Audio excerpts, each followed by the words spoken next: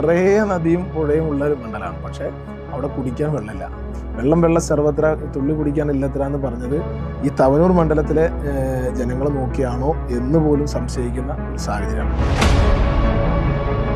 കഴിഞ്ഞ കുറേ പതിറ്റാണ്ടുകളായി മന്ത്രിയായൊക്കെ അവിടെ ഉണ്ടായിരുന്ന ജനപ്രതിനിധിയിൽ നിന്ന് പ്രതീക്ഷിച്ച ഒരു പരിഗണന വികസന രംഗത്ത് തവനൂരിൽ ലഭിച്ചിട്ടില്ല. ഈ രണ്ട് ചുമതലകളും ഒപ്പം കൊണ്ടുപോകുമ്പോൾ അങ്ങേക്ക് അതൊരു വെല്ലുവിളിയായിട്ട് തോന്നുന്നുണ്ടോ? കഴിഞ്ഞ നിയമസഭാ തെരഞ്ഞെടുപ്പിന് ശേഷമാണ് ഞങ്ങളൊക്കെ ചുമതലയേറ്റത്.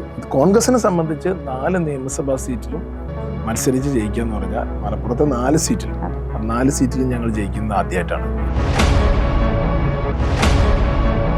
നമുക്ക് ചോദിക്കാം വികസനത്തെക്കുറിച്ച്, നമുക്ക് ചോദിക്കാം വിവാദങ്ങളെക്കുറിച്ച്. നമ്മൾ തെരഞ്ഞെടുത്തവർ, നമുക്ക് വേണ്ടി സംസാരിക്കേണ്ടവർ പ്രേക്ഷകർക്ക് മുന്നിലെത്തുന്നു. ലീഡർ കണക്റ്റിൽ തവനൂരിന്റെ MLA VS ജോയ്, ഞായറാഴ്ച രാത്രി 8 മണിക്ക് ഗോൾഡ് കേരള വിഷനിൽ.